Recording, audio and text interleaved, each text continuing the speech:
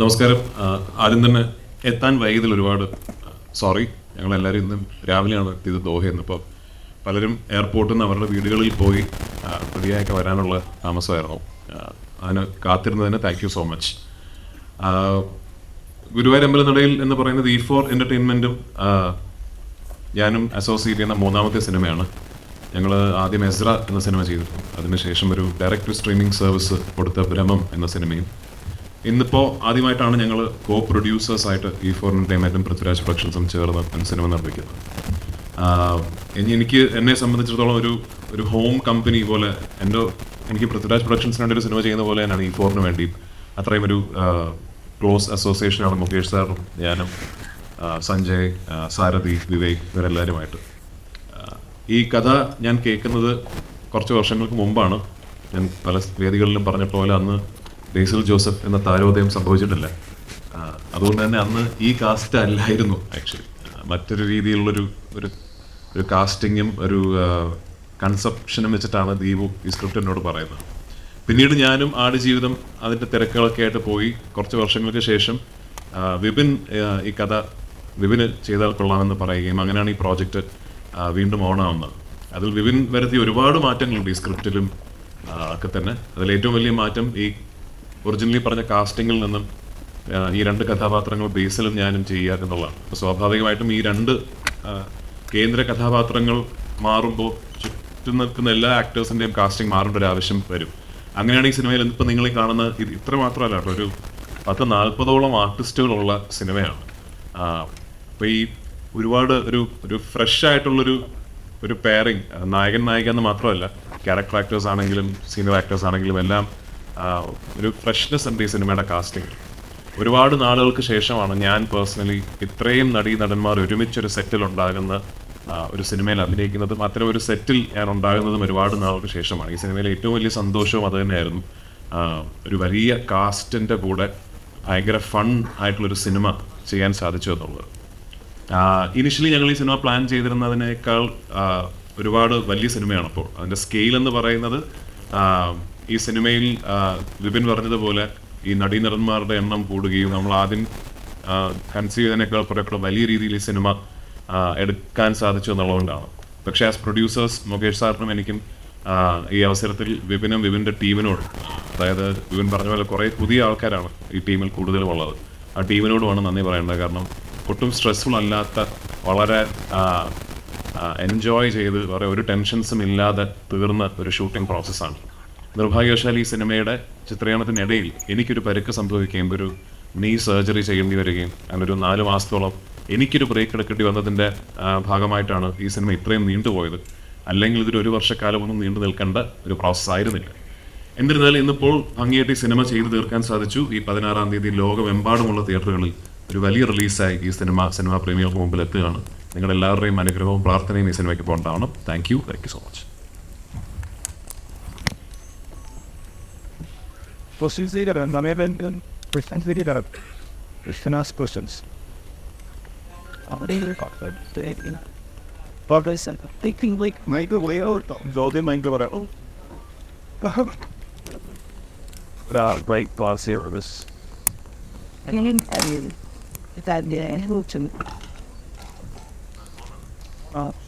don't know. Tôi thấy ra nào mà đấy ta wait, I get he is on it.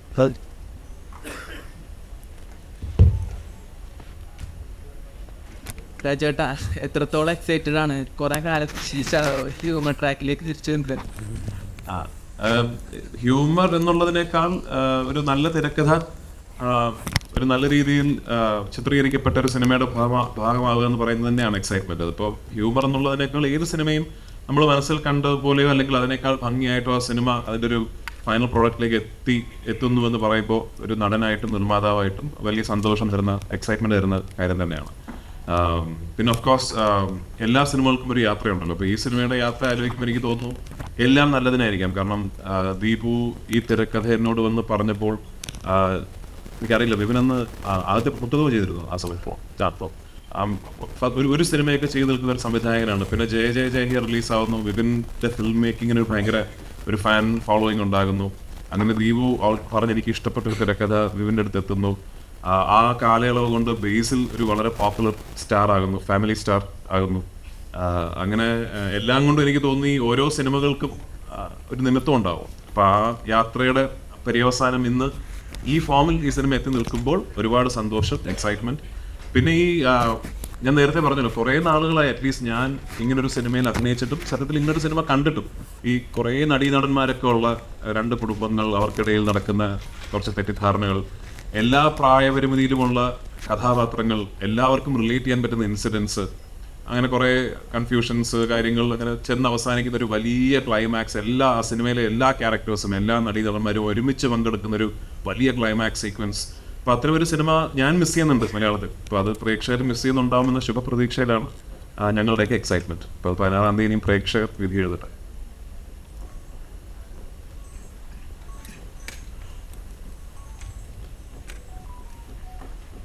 ഈ male ego trigger ചെയ്യുന്ന ചിത്രങ്ങളുള്ളൂ. ഇപ്പോൾ Ayyappan Koshy, driving licence, മഹേഷിൻ്റെ പ്രതികാരം, അത്തരത്തിലൊരു ചിത്രമാണോ ഈ ഗുരുവായൂർ അമ്പലനടയിൽ? അല്ല, ഇത് ആ സിനിമകളുടെ ഒരു കോർ എലിമെന്റ് അല്ല ഈ സിനിമയുടെ ഇത്. പക്ഷേ ഈ സിനിമയിലും രണ്ട് ഫ്ലോഡ് ആയിട്ടുള്ള ആൾക്കാരാണ് ഇതിലെ രണ്ട് പ്രധാന പ്രൊട്ടാഗണിസ്റ്റുകൾ. ഇപ്പോൾ അയ്യപ്പനും കോശിയും എന്ന് പറഞ്ഞാൽ നമ്മൾ ഒറ്റ നോട്ടത്തിൽ കോശി കുര്യൻ വില്ലനും അയ്യപ്പൻ നായർ നായകനും എന്ന് തോന്നിയാലും സത്യത്തിൽ നമ്മൾ ഒന്ന് അനാലിറ്റിക്കലായിട്ട് ചിന്തിച്ചാൽ രണ്ടുപേരും കുഴപ്പം പിടിച്ച ആൾക്കാരാണ്. അല്ല, രണ്ടുപേരും ഫ്ലോഡ് ആയിട്ടുള്ള ഹ്യൂമൻസാണ്. അപ്പോൾ അവർക്കിടയിൽ സംഭവിക്കുന്ന കുഴപ്പങ്ങളാണല്ലോ. ആ സിമിലാരിറ്റി ഉണ്ട് ഇതിൽ വിനു എന്ന ബേസിലെ കഥാപാത്രവും ആനന്ദൻ എന്ന ഞാൻ ചെയ്യുന്ന കഥാപാത്രവും അടിസ്ഥാനപരമായിട്ട് ഫ്ലോഡ് ആയിട്ടുള്ള ആൾക്കാരാണ്. അവർക്ക് ഒരുപാട് കുഴപ്പങ്ങളുള്ള കക്ഷികളാണ്. അപ്പോൾ അവർക്കിടയിൽ ഉണ്ടാകുന്ന പ്രശ്നങ്ങൾക്കും ആ കുഴപ്പങ്ങളുടെ ഒരു സ്വഭാവമുണ്ട് എന്നുള്ളതിനപ്പുറത്തേക്ക് ആ പറഞ്ഞ സിനിമകളുമായിട്ട് അങ്ങനെ കമ്പയർ ചെയ്യാൻ പറ്റുന്ന ഒരു സ്വഭാവമില്ല ഈ സിനിമ. ആനന്ദൻ ഒരു സൈക്കോ ആണോ? സൈക്കോ അത് ആനന്ദനെ ആര് കാണുന്നു എന്നനുസരിച്ചിരിക്കും. മോങ്ങണ്ട ചിലപ്പോൾ സൈക്കോ ആയിട്ട് നോക്കിയേക്കാം, അറിയാം. ഈ ബേസിൽ ഇപ്പോൾ എന്താണ് റീസെൻ്റ്ലി ഇപ്പോൾ ഒരു ഡയറക്ടർ എന്ന നിലയിൽ ഒരുപാട് അച്ചീവ്മെൻറ്റ്സ് കാര്യങ്ങളൊക്കെ അതിന് ശേഷം ഈ നേരത്തെ പറഞ്ഞ പോലെ ഒരു ഫാമിലി സ്റ്റാർ എന്ന നിലയിൽ ഇപ്പോൾ മലയാളത്തിൽ നിൽക്കുകയാണ്. ഇപ്പോൾ പൃഥ്വിരാജിനെ പോലെ ഒരു ആക്ടറിൻ്റെ കൂടെ അഭിനയിച്ചത് കരിയറിൽ ഒരു അച്ചീവ്മെൻ്റ് ആയിട്ട് വരുന്നു.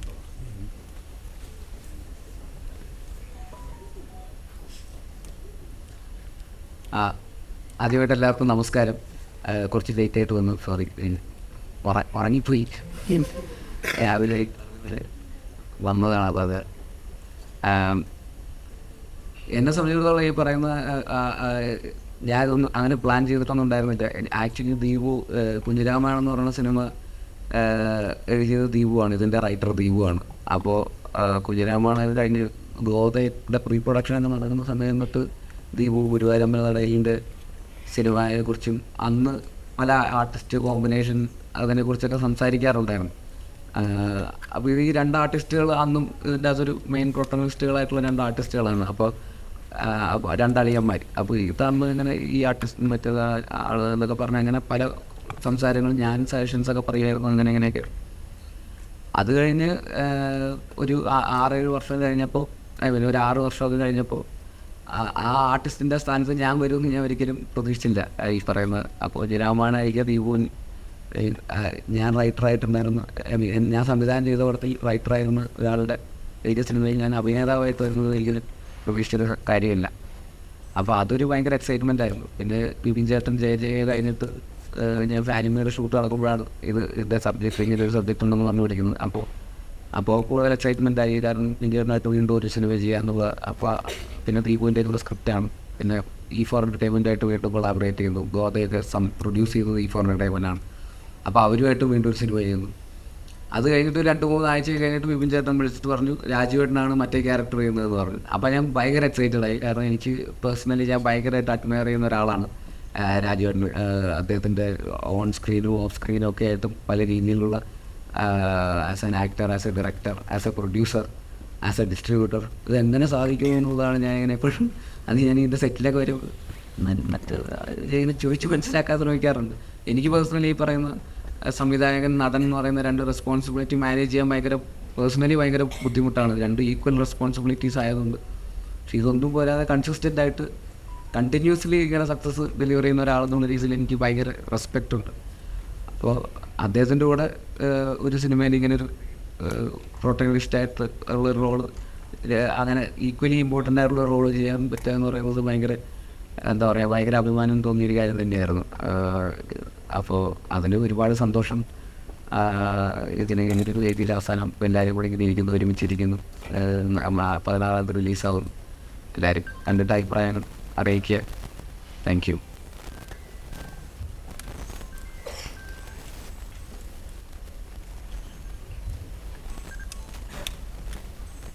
രാജേട്ടാ, ഈ ക്യാരക്ടർ ചേഞ്ചിങ് എന്ന് പറഞ്ഞിരുന്നോ ആദ്യത്തെ ബേസിലിൻ്റെ ആണ് ചേട്ടൻ ചെയ്തു തരാം. അപ്പോൾ ഈ പടം കണ്ടു കഴിഞ്ഞപ്പോൾ ബേസിൽ എന്നെക്കാട്ടും കൂടുതൽ സ്കോർ ചെയ്തു, എനിക്കത് ചെയ്യാമായിരുന്നു എന്ന് തോന്നിയായിരുന്നു. 2 ക്യാരക്ടറും ഒരാൾക്ക് ചെയ്യാൻ പറ്റില്ലല്ലോ. അല്ല, ബേസിൽ ആദ്യത്തെ ക്യാരക്ടർ ചേട്ടൻ ചെയ്യാൻ വെച്ചാണല്ലോ ബേസിൽ കൊടുത്തത്. ഈ അന്ന് എന്നോട് ഇപ്പം ഞാൻ ആദ്യമായിട്ട് ദീപു ഈ കഥ എന്നോട് പറഞ്ഞപ്പോൾ ബേസിലിൻ്റെ കഥാപാത്രം ഞാൻ ചെയ്ത കഥാപാത്രം മറ്റൊരു നടനുമാണ്. അപ്പോൾ അതാരാണെന്ന് പറയുന്നില്ല. അപ്പോൾ അന്ന് ഈ സിനിമ നമുക്ക് കുറച്ച് കഴിഞ്ഞിട്ട് ചെയ്യാം, ഇപ്പോൾ ഉടനെ ചെയ്യേണ്ട കുറച്ച് കഴിഞ്ഞിട്ട് ചെയ്യാമെന്ന് ഞാൻ പറഞ്ഞതിൻ്റെ പ്രധാന കാര്യം തന്നെ ആ കാസ്റ്റ് ഒന്ന് ഫ്രഷ് ആകണം, അല്ലെങ്കിൽ അത് റെപ്പറ്റീഷൻ ഫീൽ ചെയ്യും, കുറച്ച് ഫ്രഷ് ആയിട്ട് വേണം അത് ചെയ്യാൻ എന്നുള്ളതിലാണ് ഞാൻ കുറച്ച് കഴിഞ്ഞിട്ട് ചെയ്യാമെന്ന് പറഞ്ഞത്. ഞാൻ വിപിൻ്റെ വേർഷൻ പറഞ്ഞപ്പോൾ എനിക്ക് ഏറ്റവും കൂടുതൽ ഒരു ഫസ്റ്റ് ഡ്രാഫ്റ്റിൽ നിന്നും എനിക്ക് ഏറ്റവും അട്രാക്റ്റീവായിട്ട് തോന്നിയത് ഈ കാസ്റ്റ് ചേഞ്ച് തന്നെയാണ്. കാരണം അങ്ങനെ ഞാൻ ആ കഥയെക്കുറിച്ച് ചിന്തിച്ചിരുന്നില്ല. ഞാൻ ആനന്ദനായിട്ടും മറ്റൊരാൾ വിനുവായിട്ടും, പ്രത്യേകിച്ച് ബേസിൽ വിനുവായിട്ടും ഞാൻ ചിന്തിച്ചിരുന്നില്ല. ആ ഐഡിയ വിപിൻ്റെയാണ്. അപ്പോൾ ആക്ച്വലി എനിക്ക് തോന്നുന്നത് ഈ സിനിമയുടെ ഏറ്റവും നല്ല വേർഷനാണ് ആനന്ദൻ ഞാൻ ചെയ്യുന്നതും വിനു ബേസിൽ ചെയ്യുന്നത്. അതുകൊണ്ട് തന്നെ ബേസിൽ അത് വളരെ മനോഹരമായിട്ട് ചെയ്തിട്ടുണ്ട് എന്നുള്ളത് കൊണ്ടും അത് കണ്ടപ്പോൾ ഞാനത് ചെയ്യണമായിരുന്നു എനിക്ക് തോന്നിയിട്ടേ ഇല്ല. ഞാൻ ആനന്ദൻ എന്ന കഥാപാത്രത്തിന് ഞാനൊരു ആപ്റ്റ് കാസ്റ്റാണ് എന്ന് എനിക്ക് തന്നെ ഇപ്പോൾ സിനിമ കാണുമ്പോൾ തോന്നുകയാണ്. അപ്പോൾ അത് വിപിൻ്റെ കഴിവ്.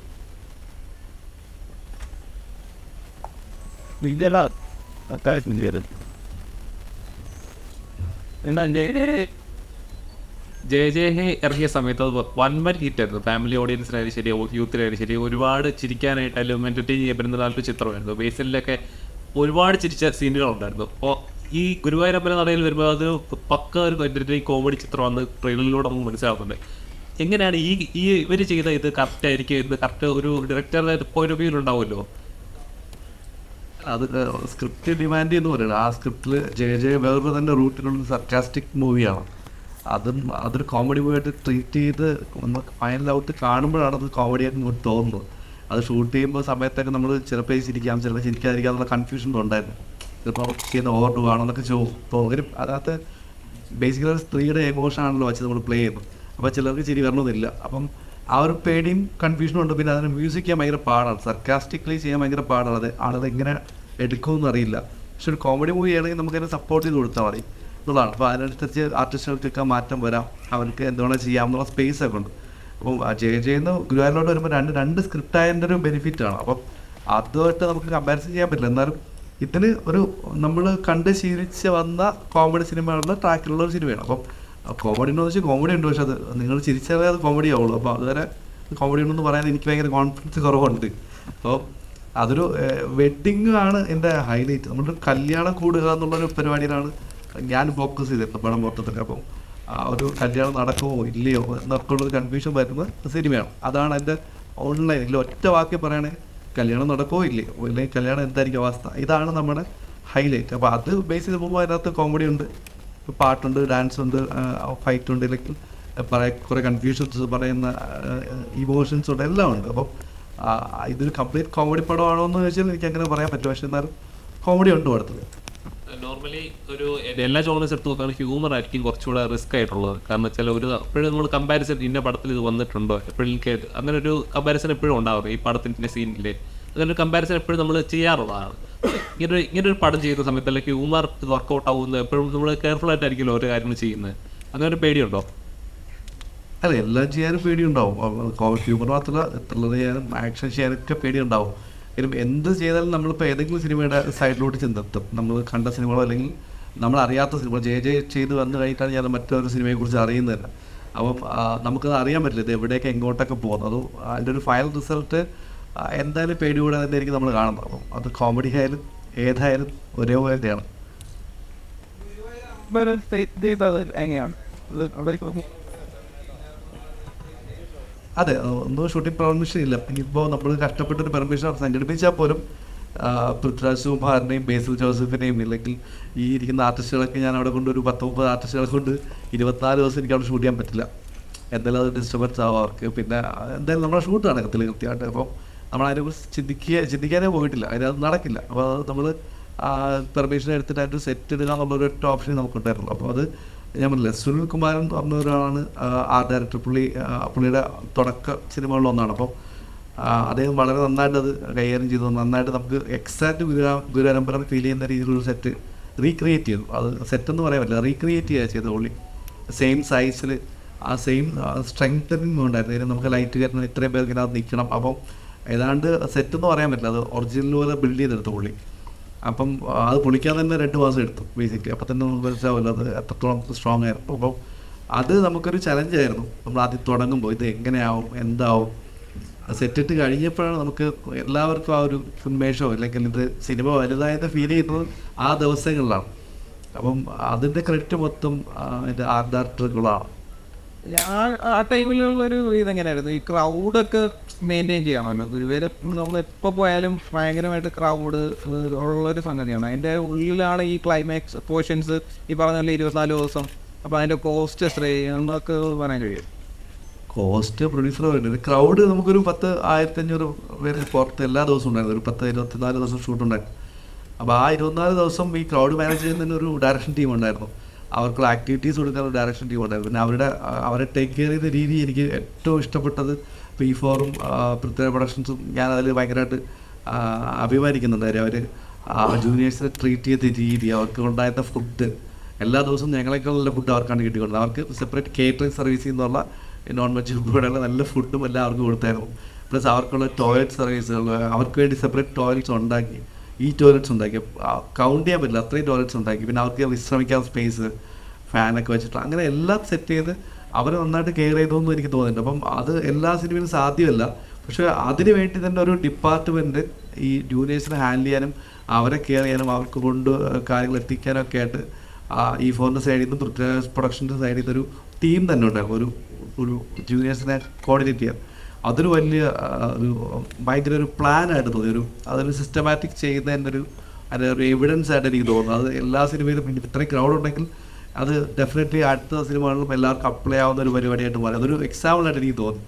അപ്പോൾ അത് ഭയങ്കര നല്ലൊരു സംഭവമായിട്ട് എനിക്ക് തോന്നി. അപ്പം ആ ക്രൗഡിനെ ഹാൻഡിൽ ചെയ്യാൻ എനിക്ക് കുറച്ചുകൂടി ഈസി ആയിരുന്നു. കാര്യം അവർ വരുന്നത് തന്നെ ഇങ്ങനെ ട്രീറ്റ് ചെയ്തിട്ടാണ് വരുന്നത് ആൾക്കാർ നമ്മുടെ ടീമിൻ്റെ. അപ്പോൾ അതിൻ്റെ ഒരു ഗുണം ഉണ്ടായിരിക്കും. അപ്പം ഈ പറഞ്ഞ ക്രൗഡും അതിനകത്ത് സഹകരിച്ചിട്ടുണ്ടെന്നാണ് തന്നെയാണ് എൻ്റെ വിശ്വാസം. Why action directors feel? Felix, നമ്മളൊരു സാധനം പറയുമ്പോൾ നമ്മൾ ഒരു ആക്ഷൻ ഡയറക്ടർ ഇവിടെ നിന്നുള്ള നോർമലുള്ള ആൾക്കാരെ വിളിക്കുമ്പോൾ അവർ വരുന്നു, ഷൂട്ട് ചെയ്യുന്നു, പിന്നെ നമ്മൾ ആ റിസൾട്ട് കാണും. അപ്പോൾ എന്നെ സംബന്ധിച്ച് എനിക്ക് അങ്ങനെ പറ്റില്ല. എനിക്ക് ആക്ഷൻ എനിക്കത് കൊറിയോഗ്രഫി ചെയ്ത് ഒരു ഡാൻസ് കൊറിയോഗ്രഫി പോലെ നമ്മൾ ഷോർട്ട് പ്ലാൻ ചെയ്യുന്ന പോലെ എനിക്ക് അതിൻ്റെ ഫൈറ്റ് എൻ്റെ മനസ്സിലുണ്ട്. അപ്പോൾ അതെനിക്ക് കൊറിയോഗ്രഫി ചെയ്ത് കാണണം. അപ്പോൾ അതിൽ എനിക്ക് കാണിച്ചു തരും, അവരെന്നെ ഫൈറ്റ് ചെയ്ത് കാണിച്ചു തരും, ഇതാണ് നടക്കാൻ പോകുന്ന ഫൈറ്റ്. അപ്പോൾ അതിലെനിക്ക് ചേഞ്ചസ് വരുത്താം, എന്നിട്ട് നമുക്ക് ഡിസ്കസ് ചെയ്യാം.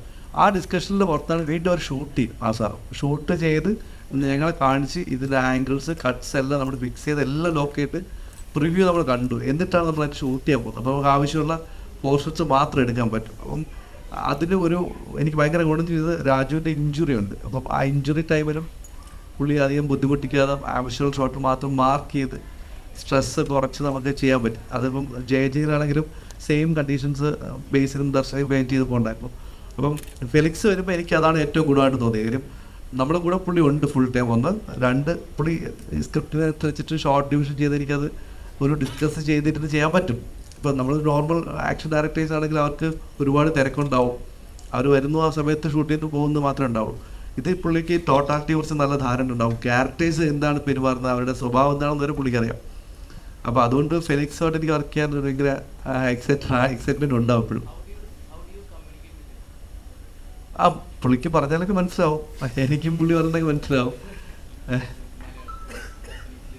അല്ല, പുള്ളി ജർമ്മൻ ഭാഷയാണ് ഹാൻഡിൽ ചെയ്യുന്നത്. അപ്പോൾ കുറച്ച് അത്യാവശ്യം ഇംഗ്ലീഷ് അറിയാം. എനിക്കും ഞാൻ ശ്രമിക്കും സംസാരിക്കാനൊക്കെ. പക്ഷെ എന്നാലും ട്രാൻസ്ലേറ്ററായിട്ട് ആൾക്കാരുടെ ഇടയിലുണ്ടാവും. പിന്നെ ഞങ്ങൾ ഈ പറഞ്ഞ മലയാള സിനിമകളിലെ ആക്ഷൻ ഫൈറ്റ് എങ്ങനെയാണ്, ഇപ്പം ഈ മറ്റേ നമ്മൾ പിടിവലി സാധനങ്ങളൊക്കെ ഉണ്ടല്ലോ, നമ്മൾ മറ്റേ കോമഡി ആയിട്ടുള്ള അതൊക്കെ എങ്ങനെ ചെയ്യണം എന്നുള്ള പഴയ സിനിമയുടെ റെഫറൻസ് കാണിച്ചു കൊടുക്കും പുള്ളിക്ക്. അപ്പോൾ പുള്ളി അതിന് കുറച്ച് നേരം പണിയെടുക്കുന്നുണ്ട് പുള്ളി. അപ്പം സിനിമ എന്ന് പറയുന്നത് ഭാഷ ഒരു വിഷയമല്ലെന്ന് നമുക്കറിയാമല്ലോ, വിഷ്വലാണല്ലോ. അപ്പോൾ അത് വിഷ്വലും സൗണ്ടിലും നമ്മളത് ട്രീറ്റ് ചെയ്യുമ്പോൾ അത് ഇനിയിപ്പം എത്ര ഭാഷ അറിയുന്ന ഒരാളെ നമുക്ക് എവിടെയും കൊണ്ടുപോയി പിച്ച് ചെയ്യാൻ പറ്റും എന്നുള്ള ഉറപ്പാണ്. അത് ഫെലിക്സ് പ്രൂവ് ചെയ്തിട്ടുണ്ട്. വൃത്തിയുടെ ക്യാരക്ടർ സെറ്റ് ചെയ്തത് എങ്ങനെയായിരുന്നു? ഇപ്പം ഓവർത്തി ടോപ്പായിട്ടുള്ള ഒരു പരിപാടിയാണ് എന്ന് നേരത്തെ പറഞ്ഞിരുന്നു. അപ്പം അത് ഇപ്പോൾ നമുക്കറിയാം വൃത്തിയുടെ ഇപ്പം മുമ്പുള്ള ക്യാരക്ടേഴ്സിൻ്റെ അത് കോമഡി പ്രസൻറ്റ് ചെയ്യുന്നതിനൊക്കെ ഒരു സ്റ്റൈലുണ്ട്. അപ്പം അതിൽ നിന്ന് ഒരു വ്യത്യസ്തമായിട്ടുള്ളൊരു പരിപാടിയാണോ പഠിച്ചിരിക്കുന്നത്? അല്ല, അങ്ങനെ വ്യത്യസ്തമാക്കാൻ വേണ്ടി ശ്രമിച്ചിട്ടൊന്നുമില്ല. കാര്യം ഈ സിനിമ കുറച്ച് ആളുകൾക്ക് റിലേറ്റ് ചെയ്യണമെന്നുണ്ട്. പിന്നെ ഇത് ശരിക്കും നമ്മൾ ഈ താരങ്ങളായിട്ട് കാണുന്നൊരു സിനിമ തന്നെ ആയിരിക്കുന്നത്. ഇത് പൃഥ്വിരാജ് ബീസിലാണെങ്കിലും നിഖിലാണ് സിനിമത്തൊക്കെ ഫീൽ ചെയ്യുന്ന ഒരു സിനിമയായിരിക്കും. അത്രയും ഭയങ്കര ക്യാരക്ടർ പിടിക്കാനുള്ള സിനിമയല്ല, ഒരു കല്യാണം കൂടാൻ പോകുന്നൊരു സിനിമയാണ്. അപ്പോൾ ആ ഒരു വൈബിൽ പോകുന്നതുകൊണ്ട് നമുക്ക് ഒരുപാട് ക്യാരക്ടർ ചേഞ്ച് ഒന്നും വരുത്താൻ പറ്റില്ല. എന്നാലും ആ ക്യാരക്ടർ ഡിമാൻഡ് ചെയ്യുന്നത് അങ്ങനെ പ്രസൻറ്റ് ചെയ്യണമെന്നാണ്. അപ്പം എന്നാലും സിനിമയുടെ പിന്നീടുള്ള പോക്കിന് ഗുണകരമാവുള്ളൂ. കാര്യം നമ്മൾ ഭയങ്കര റിയലിസ്റ്റിക്കായിട്ട് പടം പിടിച്ചാൽ അവസാനത്തുമ്പോൾ നമ്മൾ ലോജിക്കൊക്കെ കയ്യിൽ നിന്ന് പോകുന്നുണ്ട് പലയിടത്തും. ആ കയ്യിൽ നിന്ന് പോകുമ്പോൾ ഇതുവരെ കാണുന്ന സിനിമയിലോ നിങ്ങൾ കാണുന്നതെന്ന് വിചാരിക്കും.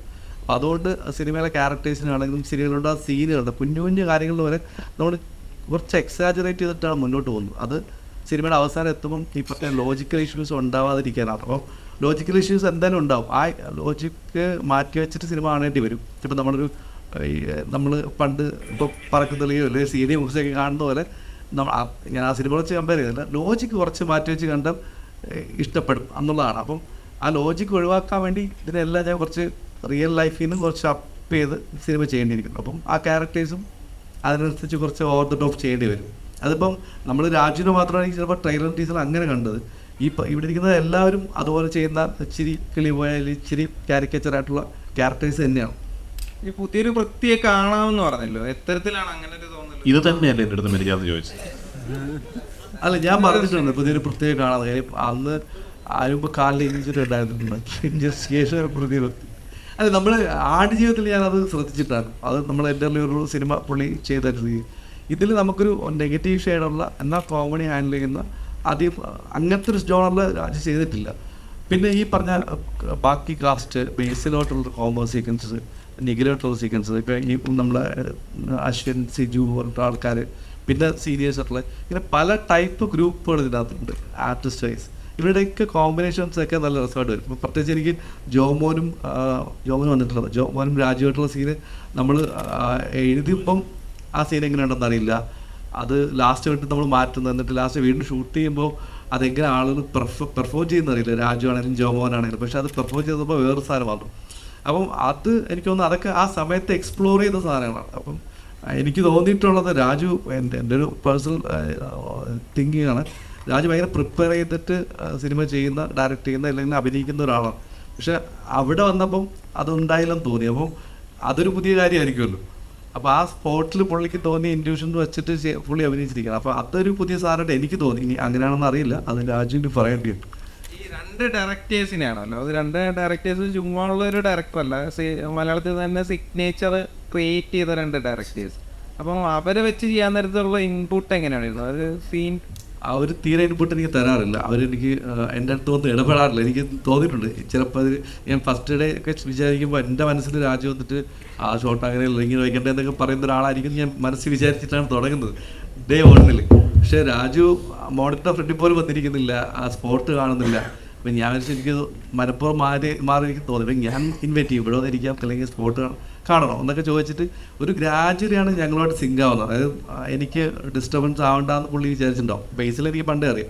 അപ്പോൾ ബേസിൽ എന്തും മുഖത്ത് നോക്കി പറയും, കൊള്ളില്ലെന്ന് തന്നെ പറയും, കൊള്ളാമെങ്കിൽ കൊള്ളാമെന്ന് തന്നെ പറയും, ഇല്ലെങ്കിൽ അവനെ കളിയാക്കലും അവൻ എന്നെ കളിയാക്കലും ചിരിച്ചിട്ട് പോകുന്നതാണ്. അപ്പോൾ അതുകൊണ്ട് പ്രശ്നമില്ല. പക്ഷേ രാജുവിൻ്റെ കാര്യത്തിൽ ഈ അങ്ങനെ ഒരു പരിചയം ഉണ്ടായിരുന്നില്ല. പക്ഷേ പോകാൻ മനസ്സിലായി നമ്മൾ രണ്ടുപേരും ഏതാണ്ട് ഒരേ സ്വഭാവമുള്ള ആൾക്കാരാണ് ഇരിക്കുന്നവരെല്ലാവരും.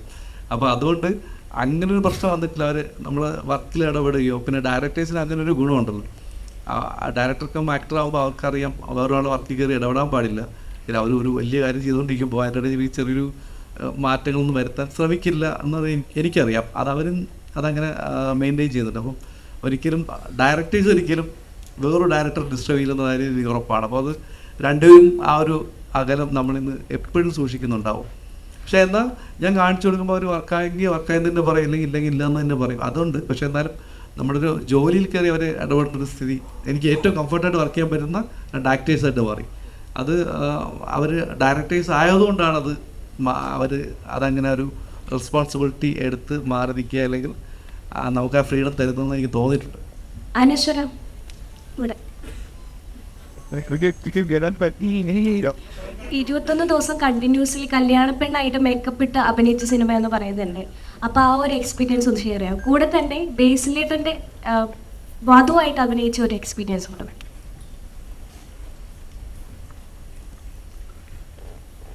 ഹലോ, ഹായ്, എല്ലാവർക്കും നമസ്കാരം. 21 ദിവസം നമ്മൾ ഈ ഗുരുവായൂർ സെറ്റ് ഇട്ടിട്ടാണ് നമ്മളത് ഷൂട്ട് ചെയ്തത്. അപ്പം ഫസ്റ്റ് ഡേ റെഡിയായി എല്ലാം സെറ്റായി. ഞാൻ ഭയങ്കര എക്സൈറ്റഡ് ആയിരുന്നു. കല്യാണ പെണ്ണ്, നല്ല കോസ്റ്റ്യൂം, നല്ല ജ്വല്ലറി, പുല്ലപ്പൂ, ഇത് ഭയങ്കര എക്സൈറ്റഡ് ആയിരുന്നു. പിന്നെ 2ാമത്തെ ദിവസം 3ാമത്തെ ദിവസം മുതലേക്ക് മനസ്സിലായി പാളി. കാരണം പറ്റില്ല, പുറത്തിറങ്ങിയ ചൂട് അകത്ത്.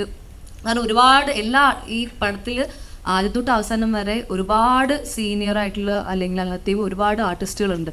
അപ്പം എല്ലാവരും കൂടി ഒരുമിച്ച് നിന്നാണ് ഈ ക്ലൈമാക്സ് മൊത്തത്തിൽ എല്ലാ ആർട്ടിസ്റ്റും. അപ്പോൾ ക്ലൈമാക്സ് ആകുമ്പോൾ ഇവരെല്ലാവരെയും വെച്ച് ചെയ്യണം. അപ്പം നമുക്ക് അവിടെ വന്നിട്ട് നമ്മൾ കുറേ സമയം നമ്മൾ വെറുതെ ഇരിക്കേണ്ടി വരും ചിലപ്പോൾ. അപ്പം മിക്ക സമയങ്ങളിൽ നമ്മൾ ക്യാരവനിൽ തന്നെ ആയിരിക്കും, അല്ലെങ്കിൽ ചില സമയത്ത് നമുക്ക് അവിടെ ഇരിക്കാൻ പറ്റില്ല, ബോറടിക്കും, പുറത്തേക്ക് ഇറങ്ങും.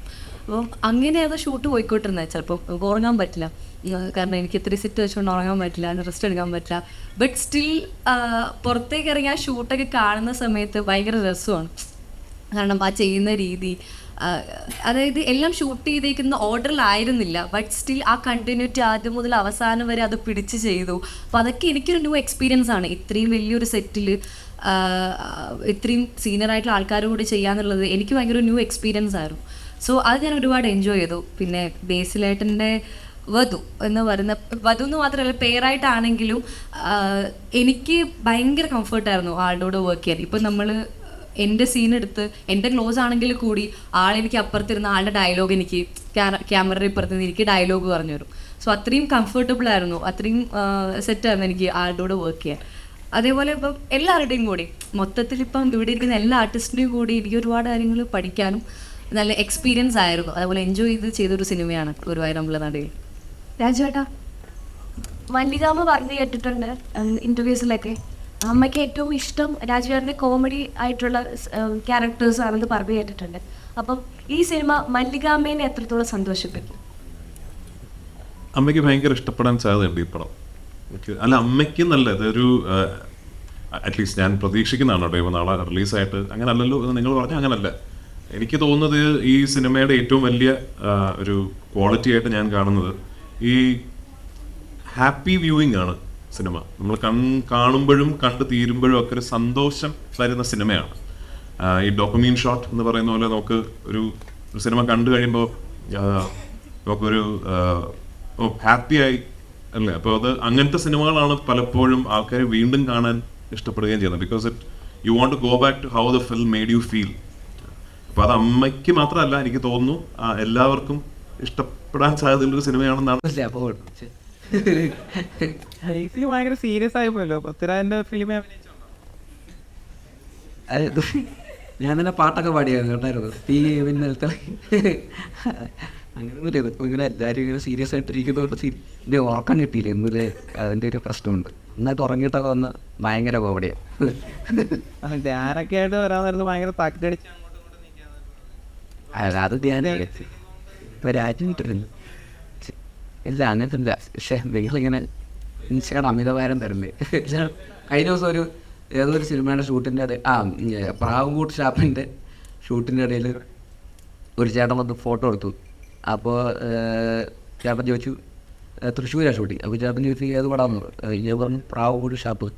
അപ്പോൾ ചേട്ടൻ ഇൻ്റർവ്യൂ പൊളിച്ചോളാട്ടാ. ഇൻ്റർവ്യൂ അപ്പോൾ പടം ഇൻ്റർവ്യൂവിൻ്റെ അമിത പ്രതീക്ഷയായി തുടങ്ങി. അതൊക്കെ ഒരു വൈബ്. നിഖില, ഇൻ്റർവ്യൂസിലൊക്കെ പറഞ്ഞു കേട്ടിട്ടുണ്ട് രാജുവേട്ടൻ്റെ കൂടെയൊക്കെ കുറേ സ്ലോ മോഷൻ സീൻസും കാര്യങ്ങളൊക്കെ ഉണ്ട് എന്ന് പറഞ്ഞു കേട്ടിട്ടുണ്ടായിരുന്നു. അപ്പം രാജുവേട്ടനിൽ നിന്ന് ഒരു നടി എന്ന നിലയിൽ രാജുവേട്ടനിൽ നിന്ന് എന്തൊക്കെയാണ് പഠിക്കാൻ പറ്റിയത്?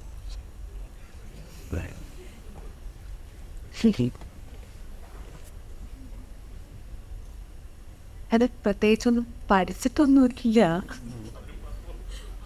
ഇല്ല അങ്ങനെ പഠിക്കുക എന്നുള്ളതല്ല, നമ്മൾ ചില ആർട്ടിസ്റ്റുകളുടെ കൂടെ വർക്ക് ചെയ്യാനുള്ളത് ഭയങ്കര ഒരു ആഗ്രഹമായിരിക്കും. നമ്മൾ സിനിമയിൽ വന്നിട്ട് എൻ്റെ ഫസ്റ്റ് ടൈം അസോസിയേഷനാണ്, അപ്പം എനിക്ക് അതൊരു വലിയ സന്തോഷമുള്ളൊരു കാര്യമായിരുന്നു. പഠിക്കാനുള്ളൊരു സ്പേസൊന്നും വിപുലാട്ടം തന്നിട്ടില്ല. ഒരുപാട് സീനുകളും ഡയലോഗുകളൊക്കെ ഉള്ളതുകൊണ്ട് അത് പഠിക്കേണ്ടതുകൊണ്ട് മറ്റേതെനിക്ക് പറ്റിയിട്ടില്ല. ഇല്ല അങ്ങനെ ഒരാളുടെ അടുത്തുനിന്ന് പഠിക്കുക എന്ന് പറയുന്നത് അഭിനയിക്കുന്ന സമയത്ത് എന്നുള്ളതല്ല. നമ്മൾ ഇപ്പോൾ ഗ്രാജുവലി ഇപ്പോൾ എല്ലാ ദിവസങ്ങളും നമ്മൾ പ്രമോഷൻ്റെ ഭാഗമായിട്ടൊക്കെ കാണുമ്പോഴാണ് നമ്മൾ കൂടുതൽ പരിചയപ്പെടുന്നതും സംസാരിക്കുന്നതും ഒക്കെ. ഈ പൃഥ്വിരാജിനെ ബേസിക്കലി ഒരുമിച്ച് അഭിനയിക്കാൻ നേരത്ത് ഒരുപാട് നേരം കൂടെ കിട്ടില്ല. ബേസിക്കലി ഒരു കഥ പറയാനൊക്കെ ട്രൈ ചെയ്തോ, ഇല്ലെങ്കിൽ മാനസം പൃഥ്വിരാജിൻ്റെ മാനസങ്ങളൊക്കെ പഠിച്ചു? മാനറിസം ഇല്ല, അങ്ങനെ കഥ ഇല്ല. പക്ഷേ എനിക്കിങ്ങനെ ഒരുപാട് ചോദ്യങ്ങളൊക്കെ ചോദിക്കാനുണ്ടായിരുന്നു. എനിക്ക് ആദ്യമൊക്കെ എനിക്ക് നമുക്ക് ഒരു പേടി ഉണ്ടാവുമല്ലോ ഇപ്പോൾ അല്ലേ. ഞാനും അങ്ങനെ അധികം മുമ്പ് ഞാൻ സംസാരിച്ചിട്ടൊന്നുമില്ല, എല്ലാവരെയും പോലെയൊക്കെ തന്നെ. എൻ്റെ സംഗതി എല്ലാവരും പറയുന്നുണ്ടല്ലോ, സെൽഫി എടുക്കാൻ പോയതാണ്. ആ ഞാൻ ഒരു ഫോട്ടോ എടുക്കാൻ വേണ്ടി പോയതാണ്. അപ്പോൾ അന്ന് ഒരു പ്രാവശ്യം ഈ സിനിമയ്ക്ക് മുമ്പ് ഒറ്റ പ്രാവശ്യം ഞാൻ രാജുവേട്ടനെ കണ്ടിട്ടുള്ളൂ. അത് വിമാനം എന്ന് പറഞ്ഞ സിനിമയുടെ സെറ്റിൽ ഞാൻ അതുവഴി പോയപ്പോൾ ഒരു ഫോട്ടോ എടുത്തിട്ടുണ്ട്. അല്ലാതെ നമ്മുടെ സിനിമയുടെ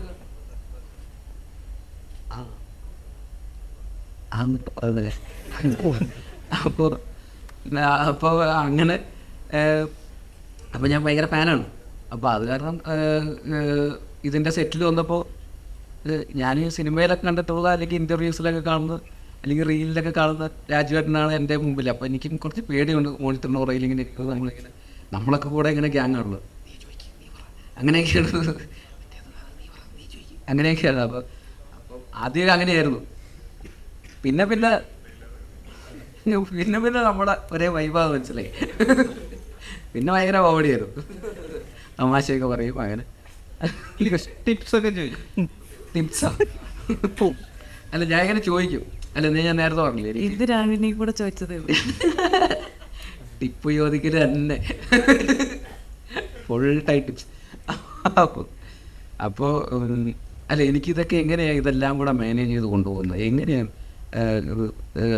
ഇതിൻ്റെ ഒരു സിനിമ എന്ന് മാത്രം ആലോചിച്ചുകൊണ്ട് ജീവിക്കുന്ന ഒരാളാണല്ലോ ഫുൾ ടൈം സിനിമ. ഒരുപാട് ഇൻ്റർവ്യൂസിലൊക്കെ സംസാരിക്കുന്നതും അദ്ദേഹത്തിലൊരു വിഷൻ, ഒരു മലയാള സിനിമേനെ റെപ്രസെൻ്റ് ചെയ്യുന്നു, ഒരു ബ്രാൻഡ് അംബാസഡർ എന്നൊക്കെ രീതിയിൽ പുറത്തേക്ക് അതിലേക്ക്. ഇതൊക്കെ അങ്ങനത്തെ ആസ്പിറേഷൻസ് ഉള്ള ഒരാൾ. അപ്പോൾ ഇതൊക്കെ എനിക്ക് ഭയങ്കര, ഞാനും അങ്ങനെ കുറച്ച് അംബീഷ്യസ് ഒക്കെ ഉള്ള ഒരാളാണ്. അപ്പോൾ എനിക്കും ഈ പറയുന്നത് ഭയങ്കര റിലേറ്റബിളാണ് അങ്ങനത്തെ കുറേ കാര്യങ്ങളൊക്കെ. അപ്പോൾ എനിക്ക് ആഗ്രഹമുണ്ട് ഇതൊക്കെ എങ്ങനെയാണ് ഇതൊക്കെ കൂടെ മാനേജ് ചെയ്ത് എങ്ങനെയാണ് കൊണ്ടുപോകുന്നത്, കണ്ടിന്യൂസ്ലി ഇങ്ങനെ കൺസിസ്റ്റൻ്റ് ആയിട്ട് ഇതെല്ലാം മാനേജ് ചെയ്യുന്നു. പിന്നെ അവിടെ എങ്ങനെയാണ്, അവിടുത്തെ വർക്കിംഗ് ഇവിടെ എങ്ങനെയാണ്, ഇവിടുത്തെ സ്റ്റൈൽ ഇങ്ങനെയൊക്കെ ആയിട്ട്. പിന്നെ പഴയ കഥകൾ, ഒരുപാട് സിനിമകളിലെ കഥകളും തമാശകളൊക്കെ അങ്ങനെയൊക്കെ. ഇപ്പോൾ ചെറിയ പ്രായത്തിൽ സിനിമയിൽ അഭിനയിക്കാൻ തുടങ്ങിയ ഒരാളെന്നുള്ള രീതിയിൽ ഇത്രയും വർഷത്തെ എക്സ്പീരിയൻസ് ഉണ്ടല്ലോ. അപ്പോൾ ഫിലിമിൽ ഷൂട്ട് ചെയ്യുന്നു, ഡിജിറ്റലിലേക്ക് വന്നപ്പോൾ അത് ഷൂട്ട് ചെയ്യുന്നു, പല പല ആർട്ടിസ്റ്റുകളുടെ കൂടെയും പല ഡയറക്ടേഴ്സിൻ്റെ കൂടെയൊക്കെ ഒരുപാട് സിനിമകൾ വർക്ക് ചെയ്തിട്ടുണ്ട്. തെലുങ്കിൽ ചെയ്യുന്നു, ഹിന്ദിയിൽ ചെയ്യുന്നു, അങ്ങനെ പല ഭാഷകളിൽ ചെയ്യുന്നു. അപ്പോൾ എല്ലാത്തിനെ കുറിച്ച് നമുക്ക് കുറേ കാര്യങ്ങൾ, കഥകളൊക്കെ ചോദിക്കാനുണ്ട്. അങ്ങനെയൊക്കെ എങ്ങനെയാണ് ഇതിൻ്റെ മേൽ എങ്ങനെ പ്രശ്നം ഇങ്ങനെയൊക്കെ നമുക്ക്. അപ്പോൾ അങ്ങനെ ഒരുപാട് ചോദിക്കാറുണ്ട് ആക്ച്വലി. അപ്പോൾ അങ്ങനെ ഞങ്ങൾ ഇടയ്ക്കിടയ്ക്ക് ഇങ്ങനെ ഞാൻ ടിപ്സ് ചോദിക്കാറുണ്ട്. എനിക്ക് ബേസിൽ ഒരുപാട് വർക്ക് ചെയ്തിങ്ങനെ ടയർഡൊക്കെ ഇല്ലെങ്കിൽ ഒരുപാട് കാര്യങ്ങളൊക്കെ ഏറ്റെടുത്ത് ചെയ്യാൻ നേരത്ത് വിനീത് ശ്രീനിവാസ് ഇടയ്ക്ക് വിളിച്ചിട്ട് ചോദിക്കും, എടാ നീ ഓക്കെ അല്ലേ എന്നങ്ങനെ ചോദിക്കുമെന്ന് പറഞ്ഞിട്ടുണ്ട്. അതൊക്കെ നമ്മുടെ പൃഥ്വിക്ക് പറ്റിയത് സംഗതിയാ. ഈ എല്ലാം കൂടെ ആ പരിപാടിയാണോ ഈ പറഞ്ഞിരുന്നത്? പറഞ്ഞു വിനീതേട്ടൻ പറഞ്ഞിട്ടുണ്ടാകും. അതായത് ഈ പറയുന്ന പോലെ ഞാൻ കുറച്ച് എല്ലാം കൂടെ ആയിട്ട് ഞാൻ ഭ്രാന്തായിട്ടിരിക്കുമ്പോൾ ഒരു വിനീതേട്ടൻ എൻ്റെ അടുത്ത് വിളിച്ചിട്ട് ഒരു ദിവസം, അത് ഓക്കെ ആണോ, എല്ലാവരും എന്തെങ്കിലും ഡേറ്റ് മറ്റേത് അതപ്പോൾ ഇപ്പോൾ ഇങ്ങനെയൊക്കെയാണല്ലോ ചോദിക്കുക. അപ്പോൾ ഒരാൾ പെട്ടെന്ന് ഓക്കെ അല്ലേ എന്ന് ചോദിച്ചപ്പോൾ എനിക്ക് അങ്ങനെയൊക്കെ ആൾക്ക് അത് ഭയങ്കര ഇതായിരുന്നു. അപ്പോൾ അതിനെക്കുറിച്ച് വിനീതേട്ടൻ ഒരു ഇൻ്റർവ്യൂവിൽ പറഞ്ഞു. അപ്പോൾ അതിൽ വിനീതേട്ടൻ സംസാരിച്ച് എല്ലാവർക്കും പൃഥ്വിരാജ് ആവാൻ പറ്റൂല്ലോ, അതുകൊണ്ട് ഞാൻ അവൻ്റെ അടുത്ത് ഓക്കെ ആണോ എന്ന് ഞാൻ ചോദിച്ചു. അങ്ങനെ പറഞ്ഞായിരുന്നു. അപ്പോൾ അതൊക്കെ തന്നെയാണ് എനിക്കും അറിയുന്നത്, എങ്ങനെയാണ് അങ്ങനെ ആവുന്നത്. ടിപ്സ് വല്ലതും കൊണ്ടോ? ഇവിടെ ഷോ ഉണ്ട്. ഹായ് സിജു ബ്രോ, എത്രത്തോളം സ്വപ്നതുല്യമാണ് ഈ സിനിമ? ഇപ്പം രാജുവേട്ടൻ തന്നെ രാജീവ് ഒരു ഇൻ്റർവ്യൂ പറഞ്ഞു, പഴയ ഒരുപാട് നാളിന് ശേഷമാണ് കാരവാന് പുറത്ത് ഇതുപോലൊരു പഴയ കാലഘട്ടത്തെ ഓർമ്മിപ്പിക്കുന്ന രീതിയിൽ ആ സിനിമ തെറ്റിലെ അനുഭവങ്ങളെന്ന് പറഞ്ഞു. അപ്പോൾ ഒന്നാമത്തെ ചോദ്യം, എത്രത്തോളം സ്വപ്നതുല്യമാണ് ഈ സിനിമ? 2, ആ ലൊക്കേഷൻ അനുഭവങ്ങൾ. അപ്പോൾ കഴിഞ്ഞ ഇൻ്റർവ്യൂവിലാണ് രാജുവേട്ടൻ അത് പറഞ്ഞത്, ഒരുപാട് നാളിന് ശേഷമുള്ള ഒരു സിനിമ സെറ്റ് കാണാൻ കഴിഞ്ഞു എന്നുള്ളത്. അപ്പോൾ എത്രത്തോളം രസകരമായിരുന്നു? ഇതെൻ്റെ 2ാമത്തെ സിനിമയാണ്, രോമാഞ്ചത്തിന് ശേഷവും. 2ാമത്തെ സിനിമയിൽ എനിക്ക് ഇവരുടെയൊക്കെ അടുത്തിരിക്കാൻ പറ്റുന്നൊന്നും നല്ലപോലെ കണ്ടിട്ടുള്ളതാണ്. എത്രയോ പടങ്ങൾക്ക് ശേഷമായിരിക്കും അവർക്കൊക്കെ ഇത് കിട്ടുന്നത്. പക്ഷേ അത് രാജേഷനും വിജയനും ഇവരൊക്കെ നമ്മൾ പരിഗണിക്കുന്ന ഒന്നാണല്ലോ, ഇവിടെ വന്നിരിക്കാനും പറ്റുന്നതും നിങ്ങൾക്ക് ഇപ്പോൾ എന്നോട് ജോയിൻ ചെയ്യാൻ പറ്റുന്നതല്ല. പിന്നെ ലൊക്കേഷനുള്ള എക്സ്പീരിയൻസ് എന്ന് വെച്ച് കഴിഞ്ഞാൽ വിപിൻ ചേട്ടൻ ഭയങ്കര സപ്പോർട്ടീവാണ്. നമുക്ക് പേടിയുണ്ട്, കാരണം ഇവരൊക്കെ ഭയങ്കര സീനിയർ ആർട്ടിസ്റ്റുകളാണ്. പക്ഷേ വിപിൻ ചേട്ടൻ എപ്പോഴും നമ്മുടെ അടുത്ത് വരാറുണ്ടാകുമ്പോൾ അവരെപ്പോഴും നമ്മളെപ്പോഴും കംഫർട്ടാക്കി തന്നെ നിർത്തും, അടിപൊളിയായിട്ട് തന്നെ നിർത്തും. പിന്നെ ഞാനും സാഫ, ജോമോന്, അശ്വ, ഞങ്ങളായിരുന്നു ഒരു ഗ്യാങ്ങായിട്ട് പോയിക്കൊണ്ടിരുന്നത്. അപ്പം പടം കാണുമ്പോഴേ നിങ്ങൾക്കത് മനസ്സിലാവും. അപ്പം അടിപൊളിയാണ്, സ്വപ്നതുല്യം അതിനപ്പുറമൊക്കെയാണ് പറയാൻ പറ്റിയത്. Hi myself video Janardhan.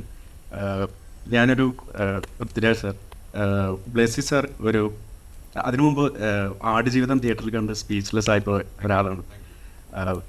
Great. Blessy sir ഒരു ഇൻ്റർവ്യൂവിൽ മാതൃഭൂമിയുടെ ഒരു ലിറ്ററേച്ചർ ഫെസ്റ്റിവൽ പറഞ്ഞു, പൃഥ്വിരാജ് എന്ന് പറയുന്ന ആക്ടറുടെ കണ്ണുകളിൽ എപ്പോഴും ഒരു തിളക്കം ഉണ്ടാവും. ആടുജീവിതത്തിൽ കാസ്റ്റ് ചെയ്യുമ്പോൾ ആ തിളക്കം മാറ്റുക എന്നുള്ളതായിരുന്നു എൻ്റെ ഏറ്റവും വലിയ ചലഞ്ച്. ആടുജീവിതം കഴിഞ്ഞിട്ട് പിന്നീട് ക്യാരക്ടേഴ്സ് സെലക്ട് ചെയ്തപ്പോൾ ഈ ഇതിൽ നമ്മുടെ ഗുരുവായൂരെ പോലെയുള്ള ക്യാരക്ടേഴ്സ് വരുമ്പോൾ അതിൽ നിന്ന് മറ്റ് ക്യാരക്ടേഴ്സിലേക്ക് മാറാനൊരു ബുദ്ധിമുട്ടുണ്ടായോ? ഒരു ചലഞ്ചിങ് ആയിരുന്നു. ഇത് നമ്മൾ എനിക്ക് ആക്ടേഴ്സ് ജനറലി ഒരു സിനിമ കഴിയുമ്പോൾ, കുറച്ച് സിനിമകൾ ചെയ്ത് കഴിയുമ്പോൾ, ഒരു സിനിമ ചെയ്ത് കഴിഞ്ഞിട്ട് ആ ക്യാരക്ടറുമായിട്ട് അങ്ങ് ഡിസസോസിയേറ്റ് ചെയ്യാൻ പഠിക്കും. നമ്മൾ സബ് കോൺഷ്യസ്ലി നമ്മൾ പഠിക്കും. ഇപ്പോൾ ഗുരുവായൂരമ്പലനടയിൽ കഴിഞ്ഞിട്ട് ഞാൻ സംവിധാനം ചെയ്യുന്ന സിനിമയിൽ ഞാനൊരു ചെറിയ വേഷം ചെയ്യുന്നുണ്ട്. അപ്പോൾ എനിക്ക് ആനന്ദൻ ആ സമയത്തുള്ള കാര്യങ്ങളൊക്കെ എൻ്റെ മനസ്സിൽ സബ് കോൺഷ്യസ്ലി ഒരു എഫേർട്ട് എടുക്കാതെ എന്നത് പോകും. പക്ഷെ ആടുജീവിതത്തിനെ സംബന്ധിച്ചിടത്തോളം മറ്റ് സിനിമകളെ പോലെയല്ല. കാരണം ഒരു 10-16 വർഷക്കാലം ആ സിനിമയ്ക്കൊപ്പം യാത്ര ചെയ്തതുകൊണ്ട് അതിൽ ഫുള്ളി അതിന് ഡിസസോസിയേറ്റ് ചെയ്തിട്ട് അതിനില്ല എന്നുള്ളൊരു, ഇപ്പോഴും ചില സമയങ്ങളിലൊക്കെ ഞാൻ ആ കഥാപാത്രത്തെക്കുറിച്ചൊക്കെ ഇനിയിപ്പോൾ ചിന്തിച്ചിട്ട് കാര്യമൊന്നുമില്ല, കാരണം സിനിമ റിലീസായി. പക്ഷെ എന്നാലും ചിലപ്പോൾ ചിന്തിക്കാറൊക്കെ ഉണ്ട്. എങ്ങനെ മറ്റൊരു ക്യാരക്ടറിലേക്ക് പോകുന്നു എന്ന് ചോദിച്ചാൽ, നമ്മൾ ആ പുതിയ കഥാപാത്രത്തിലേക്കും പുതിയ തിരക്കഥയിലേക്കും അടുത്ത സംവിധായകൻ്റെ വിഷനിലേക്കും പൂർണ്ണമായി നമ്മൾ ആസ് എൻ ആക്ടർ സബ്മിറ്റ് ചെയ്യുക, അതിലേക്ക് സറണ്ടർ ചെയ്യുക എന്നുള്ളതാണ്. അപ്പോൾ അതാണ് ഞാൻ എല്ലാ സിനിമകൾക്കും ചെയ്യാൻ ശ്രമിക്കുന്നത്. എനിക്കിപ്പോൾ ആനന്ദൻ എന്ന് പറഞ്ഞാൽ ഈ ഗുരുവായൂരമ്പലനടയിൽ കണ്ടിട്ട് ആനന്ദനിൽ നജീബിലിൻ്റെ കുറച്ച് കാര്യങ്ങളുണ്ടല്ലോ എന്ന് പ്രേക്ഷകർക്ക് തോന്നിയാൽ അതെൻ്റെ പേഴ്സണൽ ഫെയിലിയർ ആയിട്ടാണ് ഞാൻ കരുതുന്നത്. അങ്ങനെ ഉണ്ടാകാൻ പാടില്ലല്ലോ, അങ്ങനെ ഉണ്ടാകാതിരിക്കട്ടെ എന്ന് കരുതുന്നു. അവർക്ക് ഷോ തുടങ്ങാനായിരുന്നു. ഞങ്ങളുടെ മുമ്പ് പറഞ്ഞിട്ടുണ്ടായിരുന്നു, ഇപ്പോൾ അൽഫോൺസ് പുത്രന്റെ മേക്കിംഗ് വളരെ പുതുമയുള്ളതാണെന്ന് പറഞ്ഞിട്ടുണ്ട്. ഇപ്പോൾ വിപിൻ ദാസിന്റെ വിപിൻ്റെ മേക്കിങ്ങും വളരെ പുതുമയാണ്. അത് വിപിൻ ബേസിക്കലി ഒരു എഡിറ്ററാണ്, അൽഫോൺസിനെ പോലെ. അപ്പോൾ അതുകൊണ്ട് അവർ പറയുന്ന കഥയുടെ നെറേറ്റീവിൻ്റെ സ്ട്രക്ചർ നമ്മൾ സ്ക്രിപ്റ്റ് വായിക്കുന്ന പോലെ ആയിരിക്കില്ല അവരുടെ സ്ട്രക്ചർ. അപ്പോൾ അത് വിപിൻ്റെ സിനിമകളിൽ ഒരു സീൻ ഷൂട്ട് ചെയ്യുമ്പോൾ അതിന് ഇൻട്രക്കട്ടായിട്ട് മറ്റൊരു സീനിലെ ഒരു ഷോട്ട് വരിക, ആ ഷോട്ടിൻ്റെ ഒരു റിയാക്ഷൻ പോലെ വരുന്നത് വേറൊരു ഇവൻറ്റിൻ്റെ റിയാക്ഷൻ ആയിരിക്കും, എന്നിട്ട് തിരിച്ച് ഈ സീനിലെ. അപ്പോൾ അങ്ങനത്തെ ഒരു നെറേറ്റീവ് ഒരു സ്ട്രക്ചർ ഉണ്ടാക്കുന്നതിൽ വിപിൻ ഭയങ്കര മിടുക്കനായിട്ട് എനിക്ക് തോന്നിയിട്ടുണ്ട്. ആ രീതിയിൽ പറഞ്ഞതുകൊണ്ടാണ് ഗുരുവായൂരമ്പലനടയിൽ എന്ന സിനിമ ഇന്ന് എനിക്ക് ഇത്ര എൻ്റർടൈനിങ് ആയിട്ട് തോന്നുന്നത്. അപ്പോൾ തീർച്ചയായിട്ടും അത് വിപിൻ്റെ ഒരു കഴിവ് തന്നെയാണ്. എനിക്കത് ഒരു ഗെറ്റ് ഔട്ട് പറയാം.